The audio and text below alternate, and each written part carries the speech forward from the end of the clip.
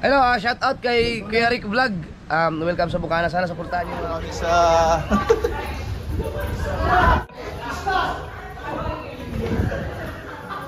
Ayan mga kasipat, dito kami sa Tagaytay. Kakain daw muna kami ng bulalo. Sa bulalo, kasama natin yung mga kapatira natin sa Insigla. So ito na yung kanilang bulalo. Dali lang lumamig, chichiran mo. Ayan, bulalo, wow.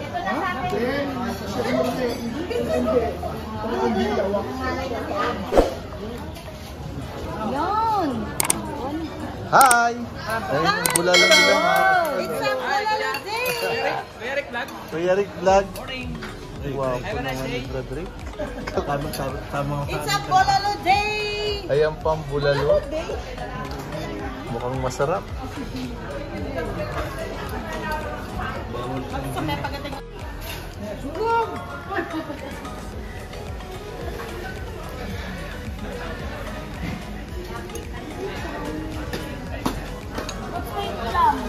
Yan, sabaw.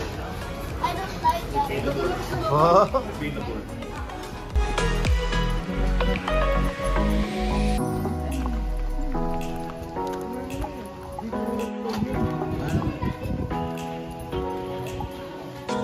Alright.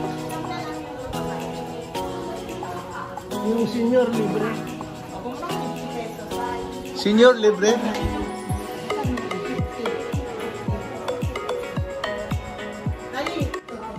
So ayan, dito kami ngayon sa Pasay Mansion, mga kasigat. Alright.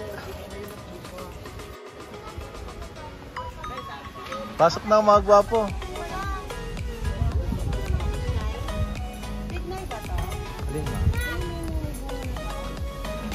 So, Kaya ito ang tawag dito sa ano natin? asan na san? Tagpupo yata. Ha? Parang blueberry? Ano kayo big nine? Ay ano, malaki ang puno ng Big Nine.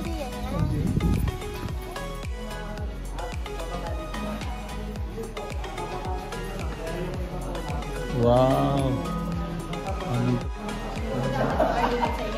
Bro, yes po. Pero yung po mga nagbabantay mga Alright. yung bago pumasok dito ng pasok. Pare ang Beatles. Puzzle po ay naroon kayo kanyang label kung saan yung makikita yung kanilang mga title, number of pieces, completion time, at yung origin na pinanggalingan ng puzzle. So yun po dalawang malaking puzzle, sa inyo siguro yung isa sa mga major puzzle. So yun po yung longest time puzzle, dito po sa left side ma'am sir. Yung longest time puzzle, yes po. Yan po ang retablo de Santa Columba. Mga So ilang yan puzzle po ay yan? binubuo ng 18,000 pieces. 18,000 Ang pieces? completion time po niyan ay 1,095 hours. Ang katumbas ay 45 days. So yan po ay nanggaling sa school. 45 days na po. 45 days ginawa. 45 days. Pero hindi pa po yung tuloy-tuloy na. O may ano naman niya, may pahinga. Yes po, may pahinga po. Ito naman yung tinatawag niya na two-dimensional puzzle or moving puzzle. Yes po, so pag ginalaw ko po ito, may nakikita po kayo dyan gumagalaw na. Oo nga. May nagdaday. Yes po. Tao yan. Nagdaday. Apo, nagtatay po siya. Tao yan, tao. Yes po. Galing ano? Awarding ng Guinness. Dito po mismo ginanap sa Puzzle Mansion. Yes po. So dito po sila nag-set up ng stage. So next po natin, Sam Sir, dito naman po tayo. Hardest puzzle. Hardest puzzle. So sa field trip po ma'am, ang tour guide po pag nag-explain, hindi na po nagala. Nandito lang po siya sa isang place. Explain niya po itong longest time puzzle, hardest puzzle, first puzzle, at yung 3 biggest puzzle sa taas dito na rin na-explain para yes po, para po magdire-diretso na ng lakad yung mga students. Isingin na lang. Yes po, so ito po ang hardest puzzle po natin. So para sa inyo, i-explain ko po. So ito po ang kaya siya tinawag na hardest dahil po sa kanyang kulay. More dark colors po yan. Ito ang Las Hilanderas. Nanggaling din po yun sa bansang Spain. Binubuo yan ng 10,000 pieces natapos sa loob ng 15 days. 15 days? Wow! Yun, 15 days pala, Brad Arnel. Nagtibay-tibay pa tayo kanina. Yes po, 15 days pala yun? Yes po, 300 hours katumbas sa 15 days. Grabe, no? May number ba sa likod yan? Wala po ma'am. Wala po. Wala? So dito po pag po ang mga students, so dito po ma'am sir, yung mga students po, tinatanong nila, magkano na ba yung itsura ng ating puzzle pag binili sa ibang bansa? Meron din po kami sample doon ma'am. Pakikita ko rin po sa inyo kung ano yung itsura ng puzzle. Ganito po siya ma'am sir, pag Puro binili po. puzzle. Wala po siyang number sa likod. Ganyan yung binubuo? Yes po, Yan yun? ito po yung pinakalikod ng puzzle piece. Yung pong kulay Ano gray. puzzle yan? Ano yun? Wala po yung number. Ano yung ano mo hawak mo? Ito po ma'am. Yung ano, pero may picture siya. Oh, naku. Ito po ay 9,000. Parang ang hirap.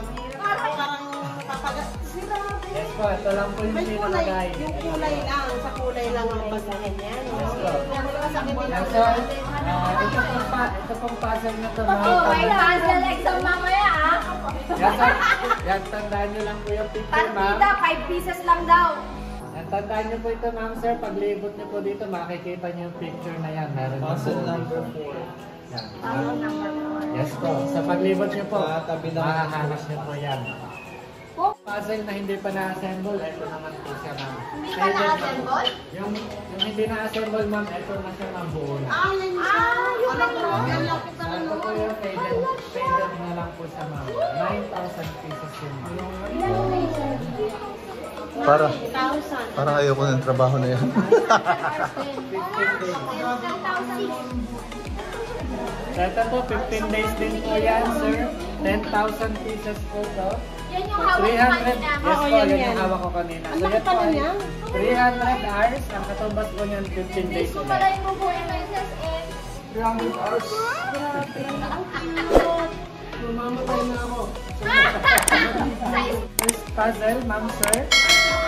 Halika na kayo. Ito po yung pinakaunang puzzle na binuo ni Ma'am Gina nung siya ay 35 years old. Yan po ay year... 35 years old Yes yun. po. So yun po ay year 1985. Si Ma'am Gina po at the age of 35, kaya na niya mag-travel around the world. Unang bansa na pinuntahan niya ay yung bansang US na pinanggalingan nitong puzzle. So si Ma'am Gina po wala talagang hilig sa puzzle, kaya lang siya napabili ng puzzle sa US dahil niregalo niya sa anak niya na noon ay 2 years old pa lang. Pero si Ma'am Gina yung nag-assemble. So doon na po nagsimula yung pagkahilig niya sa mga puzzle. So nung nabuo niya po ito. So yan po, Mickey Mouse puzzle na may 5,000 pieces. So sa palagay niyo, gano'ng katagal yan nabuo ni Ma'am Gina? 5,000 pieces. 100 hours? Hindi po. Ano po siya? 3 days. Ha? 3 days lang? 3 days po yan, ma'am sir. Why pa siya? Yung hours yun. Ano po siya? Ilang hours? Baka sa akin, 72. pag ako pasok. Galing ng ano niya, ng memory yan. 3 days. Kasi Ma'am Gina po ay sa ngayon ay wala na po siya. Nag-pass away na siya last 2014 at the age of 63. 2 years bago niya pagkatapos niya natanggap yung award ng Guinness. Pero hindi kayo dito nung malamang, yung huling ginawa niya.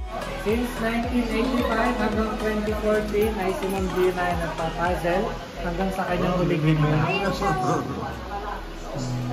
Siya pala yun. Yan, ito po siya. Yan naman po yung picture niya nung kanyang kadalagahan. Nakita nila ako ng puzzle na yan. Yes po, lahat po ito, ma'am sir, ay 28 years niyang kinolekta uri ng puzzle. So kung makikita niyo po yung pinaka-platform. So yung mga continent po niya ay mga jigsaw puzzle. So magkakapatong po yan. So ito naman po mga Lego type puzzle po yung ating mga buildings.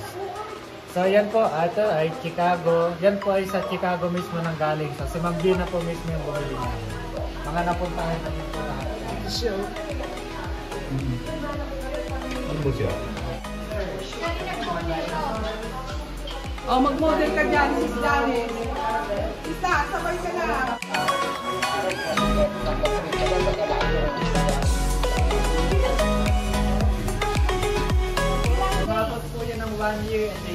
1 year? Pinakamalaki to, kuya, Yes po, pinakamalaki. yan ako yung pinakamalaking puzzle. Isang taon! 1 year and 8 months. So sa loob po ng 1 year and 8 months, marami rin yung kasabay na puzzle na binubuo si Ma'am Gina. So, ang ginagawa po niya ay nagmumultitask. 1 year and 8 months, 33,600. So, nung natapos po yan sa loob ng 1 year and 8 months, marami din siyang ibang puzzle na natapos. So, hindi nagpo-focus si Ma'am Gina sa isang puzzle lamang. College niya. So, pero yung tungkol naman po sa mga kulay ng ating puzzle, ay sila po ay mga faded na po. Kaya ganyan yung kulay nito. Faded na po sila. Puzzle na binuo ni Ma'am Gina, bago siya nag-pass away. So, ito po ay binubuo ng 24,000. Umabot po yan ng 6 months bago natapos i-assemble. So, sa loob po ng 6 months, ay 70% yung in-assemble ni Ma'am Gina. Yung 30% ay pinagpatuloy ng kanyang anak na hindi naman siya inabutan.